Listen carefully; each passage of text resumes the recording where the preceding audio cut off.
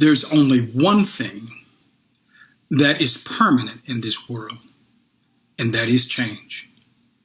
And as it relates to the political landscape of the United States of America, please understand this one thing.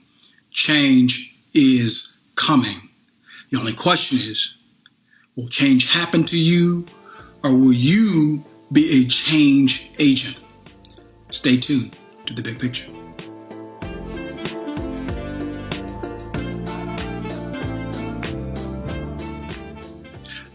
I don't know about you, but I have purposed in my heart and mind that I'm not going to be a victim of change. I'm not going to sit back and look at all of the adverse and unfortunate things that are happening in our world, and specifically in our country as it relates to who's serving as president, or who's in the Senate, or who's been appointed to the Supreme Court, and have a sense that I'm a victim. I am going to find a way. And I encourage you to find a way to get to the point where you are a change agent. Now, let me speak to the people, to our community. Folks, once upon a time, we thought that we had the civil rights issues put to bed, and that we had solved all of our racial issues, and that we were now a post-racial society. Well, we see differently. We see the President of the United States speaking at a International Association of Chiefs of Police in Orlando, Florida, right where I am, and telling them that he's in favor of reinstituting stop and frisk, which courts in many instances have said is unconstitutional. It's a violation of our Fourth Amendment right. But it plays well to his base.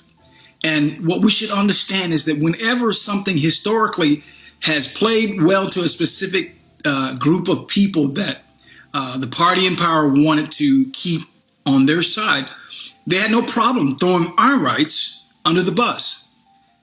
This is more of the same. So we need to understand that just because we have something written in the book, and this is kind of, I guess, a continuation of what I've said before, but I'm saying it again now, because we have a new judge, Brett Kavanaugh, who was appointed to the U.S. Supreme Court just last week, more or less jammed down our throats. That's how I feel. And he's there for the express reason of attacking everything that represents progress.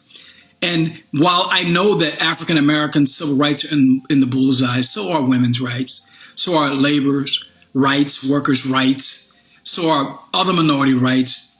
And we can't ever think that we are going to get to a certain point that there will be no more change. Change will always happen. I had a football coach who said that the best defense is a good offense.